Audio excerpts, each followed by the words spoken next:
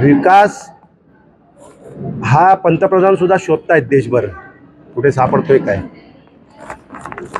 10 वर्षात तरी विकास जन्माला आलेला कुठे दिसत नाही आहे. आणि देशाच्या पंतप्रधानांनीच हा मुद्दा सोडलेला आहे. ते आता विकासाच्या मुद्द्यावर नाही लढवत आहेत. ते वेगळ्या मुद्द्यांवरती या निवडणुका लढवत आहेत. त्यामुळे विकास हा निवडणुकीचा मुद्दा नाही. विकास ही राजकारण्यांची म्हणण्यापेक्षा सरकारी पक्षाची नैतिक जबाबदारी आहे. तो मुद्दा नाही होऊ शकत, असू शकत नाही मतं मागण्याकरता. ते तुमचं नैतिक कर्तव्य आहे, नैतिक जबाबदारी आहे राज्यकर्ते म्हणून. आणि जर सरकार अपयशी ठरलं असेल तर ते सरकारचं अपयश आहे. तर एकूणच जनतेमध्ये ज्या पद्धतीनं पक्ष जे आहेत ते मूळ पक्ष, मुख्य पक्ष फुटलेले आहेत आणि त्या फुटीनंतर आता संपूर्ण देशभरामध्ये या निवडणुका होत आहेत. एकूणच ED, CBI असेल यांच्या कारवाया देखील त्याला कारणीभूत ठरत आहेत. कसं बघता एकूणच या सर्व राजकारणाकडे, ज्या पद्धतीनं आता फुटीरता झालेली आहे, पक्षामध्ये गट पडले, जनता फुटीर पक्षांना मान्य करेल का, ॲक्सेप्ट करेल का, काय वाटतं आपण?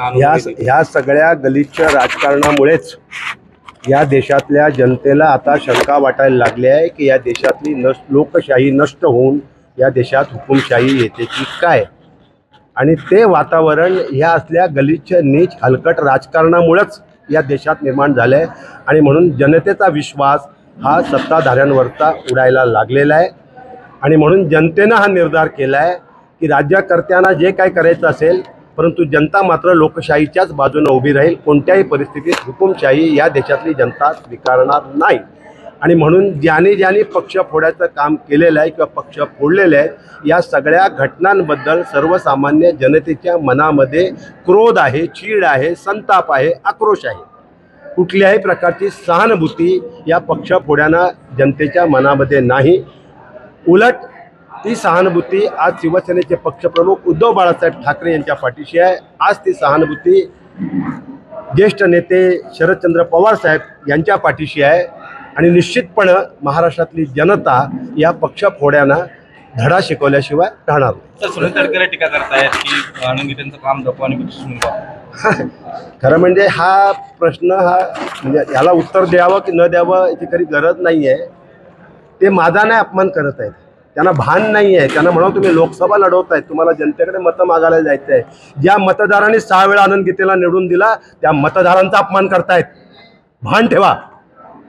तर भाजप ज्या पद्धतीनं 400 पारचा नारा त्या ठिकाणी देतोय, EVM मशीनमध्ये काही गडबड होण्याची शक्यता आहे का? विरोधकांचा खूप मोठा सूर आहे. ते जगात या देशातल्या प्रत्येक नागरिकाला आता ते वाटतंय. ते म्हणतात साहेब तुमची हवा चांगली आहे, वातावरण चांगलं आहे, पण EVMचं काय?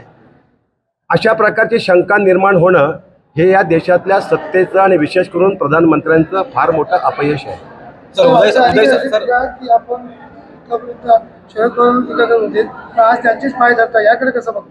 नाही, हे सगळ्यांनाच पाय धरायची वेळ येणार आहे. कारण हे सगळे विश्वासघातकी आहेत. विश्वासघातक्याला समाजामध्ये स्थान नसतं. विश्वासघातक्याला शेवटी आपले पाप लपवण्याकरता कोणाला तरी शरण जावं लागतंच. आणि एक ना एक दिवस हे सगळे विश्वासघातकी पुन्हा शरण येतील. ते काय म्हणतील ते त्यांनी काही म्हणू देत. जे काय घडायचं ते घडतंय, घडणार आहे, घडू देत. निवडणुकीच्या तोंडावर या सगळ्या गोष्टी घडत असतात, त्यात काही नवीन काही नाही. ABP माझा, उघडा डोळे बघा नीट.